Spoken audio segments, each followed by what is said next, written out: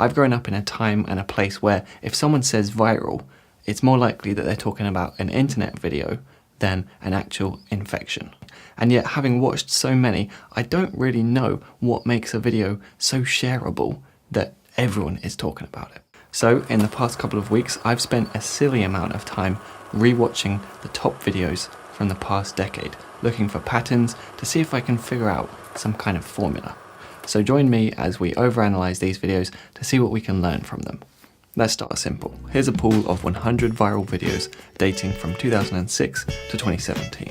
They all have more than 4 million views on YouTube alone, one of them almost 3 billion. Out of the 100, there were 24 videos I'd describe as shocking or surprising. For example, this guy blending a brand new iPhone, or the kids who interrupted this BBC interview.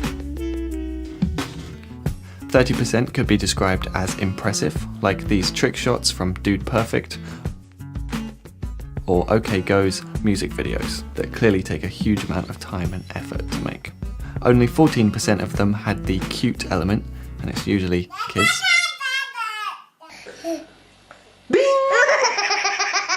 17 were just plain weird, wacky, cringy, etc. But by far the most common was humour. About 50% of them were comedic in some way. A few other notable stats: the average video length from my sample was 4 minutes and 10 seconds, the longer ones being much more recent, and only 12% didn't clearly show humans or animals.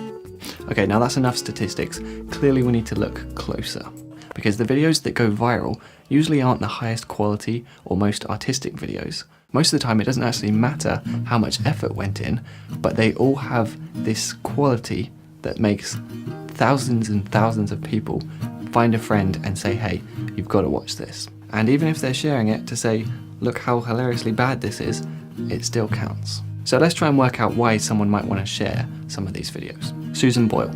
Here, someone who doesn't look how we expect singers to look ends up shocking everyone by singing impressively. Don't judge a book by its cover.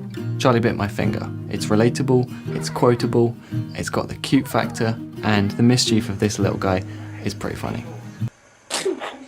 And then there's Evolution of Dance, which is impressive, how many genres he can switch between, and there's some humour, but I reckon mostly this one is nostalgic because he covers about 50 years of music, so there really is something for everyone.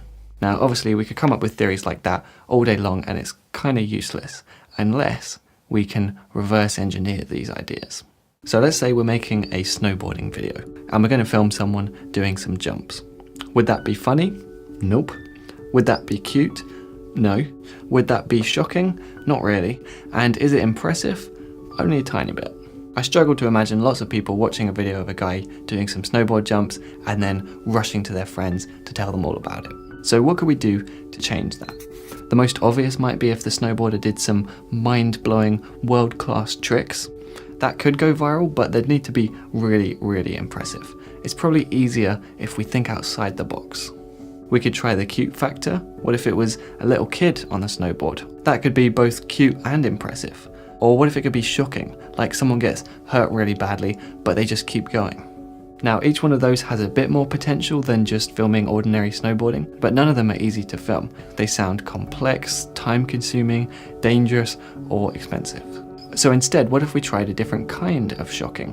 Why not try snowboarding in a really surprising place?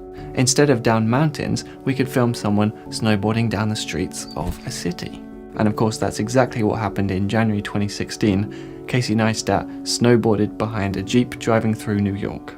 He didn't need to do any world-class snowboarding or break any bones for it to go viral, because the idea of snowboarding through the middle of the street is novel enough. So the concept was solid, but of course, that's only the very beginning. They had to work out the logistics of filming it and get the video online as soon as possible while the snow in New York was still a hot topic.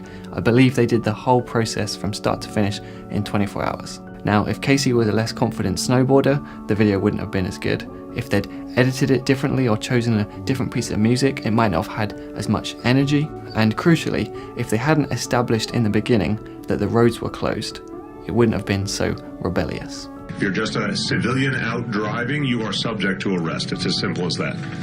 And so let's just imagine that after watching that, I went out and filmed my original idea of filming some regular snowboarding jumps, and then I added some music to it and uploaded it. I'd be crazy to expect it to go viral. But really, it's pretty delusional to expect anything to go viral. Even Casey Neistat and other people who have had loads of viral hits, they all say that it's incredibly unpredictable. I know that in my time on YouTube, I've been constantly reminded of just how bad I am at guessing what will and won't be popular. So I almost feel like it's a waste of time to research into the latest trends. Maybe the most efficient way to go viral would be to shoot pranks or to try and fake one of those home videos. And I don't know about you, but that's not what I want to make. I'd like to get to the point where I don't even care about virality and where I'm just entirely focused on making stuff that I would want to watch. And in a way that's kind of freeing, because it means that we're in charge instead of desperately trying to find the formula for viral success. It means that we're focusing on what we're doing rather than just desperately hoping that everyone else will help share our video and get it to work. So that's my cliche conclusion, really, that there is no formula and that we shouldn't care about what other people think and instead just focus on making the best stuff that we can. And if we do that and it happens to go viral, then great, we'll enjoy it while it lasts, because one thing's for sure, the hype does not last long. My name's Simon Cade, this has been DSLR Guide, and I'll see you next week.